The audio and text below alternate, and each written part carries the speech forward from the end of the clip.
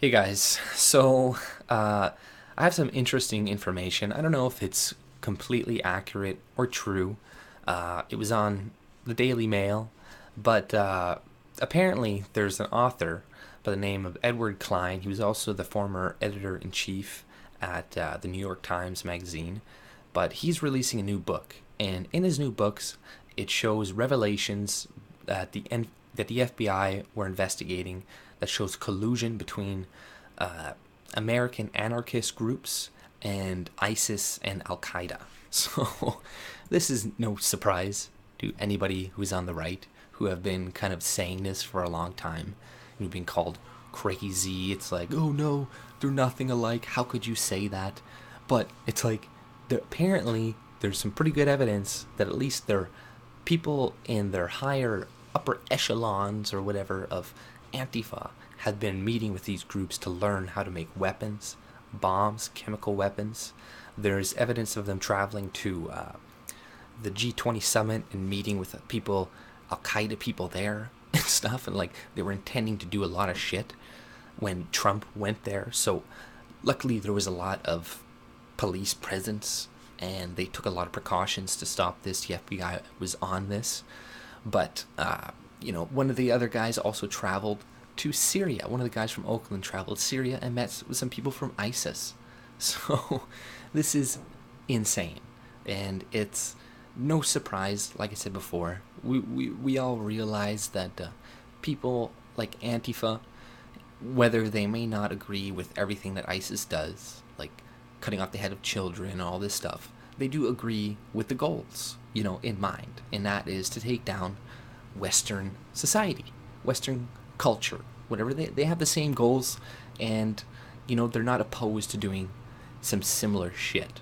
And I'm not saying Antifa is going to go in and bomb a bunch of children, but they're definitely going to try to hurt a bunch of Republicans or Trump supporters if they possibly can.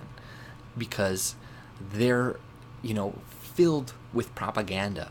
And these are the types of people who feel that the ends justify the means, right? And they're going to do anything that they think will, get Trump out of office. And these people are all riled up to the point from the media that they're willing to work with fucking terrorists. Like, that's fucked up.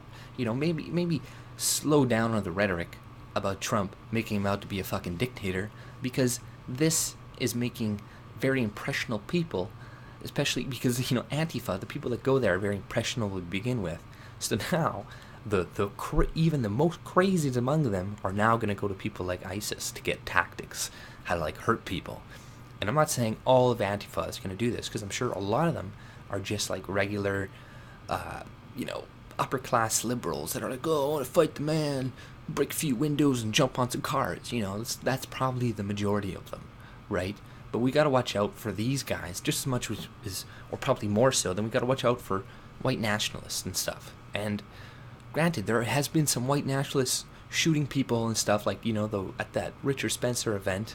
Luckily they didn't kill anybody, but the media can't prop up Antifa anymore and make them out to be good people. And like the Washington Times, or I think that it's the New York Post, really needs to stop like pushing communism and making it more like making it light of it, essentially.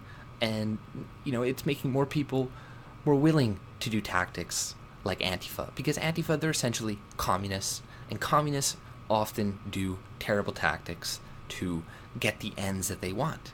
So that's why they're natural allies with people like ISIS and stuff. And so it's no longer a conspiracy that these people are working together. There's more proof about it, at least. And I don't know how concrete it is, but I wouldn't be surprised if it's 100% accurate, because of just their goals. They have the same exact goals about Western culture.